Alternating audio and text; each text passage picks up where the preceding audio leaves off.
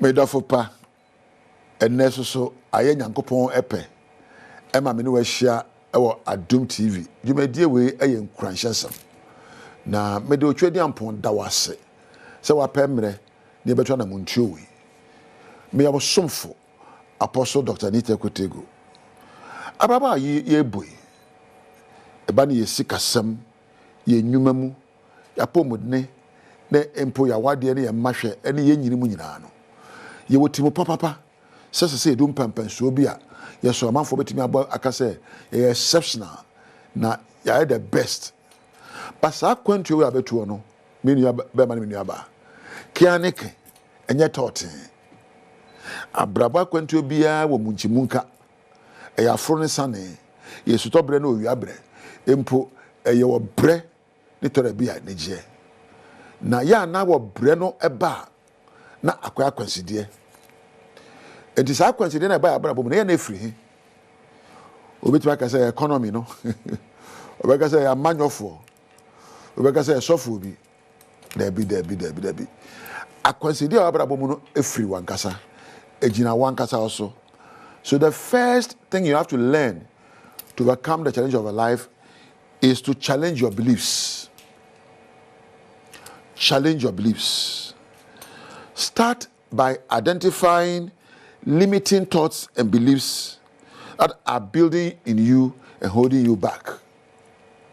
Start by identifying limiting thoughts and beliefs that are holding you back. Nothing holds you back than your own thinking patterns. Nothing holds you back than your own beliefs about what you think you can do and what you cannot do. Bibi anyway su kwan ade su kwan ye wa wugide o wu mu se ade we metimi ayo ana we metimi nyo de su kwan eye adwena wodwene fa ho enioma wo yo enti ebere bi ba begin to question the validity of your thoughts, of your beliefs, and reframe them into empowering thoughts.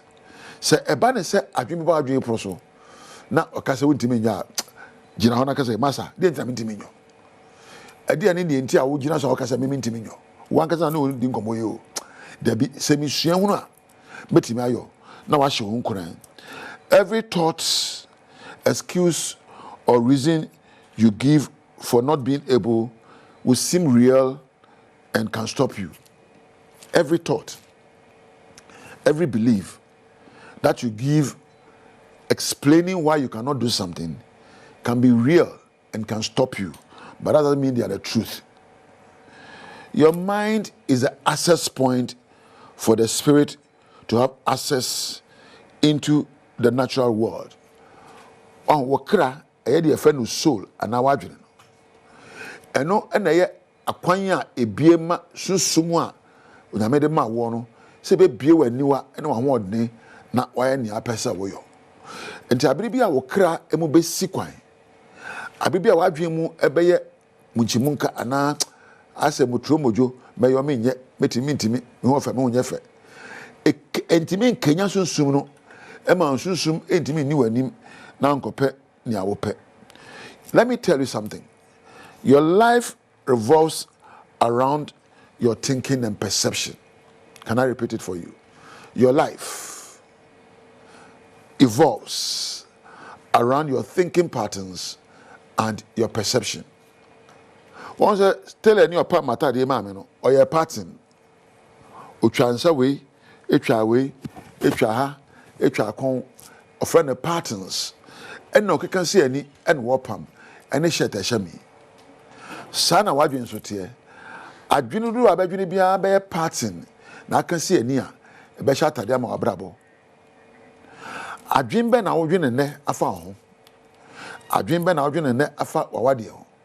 Adwin ben awdwin na afa wapomudne usika sem ne wadwuma ho. So can see a near atade be pam no ope.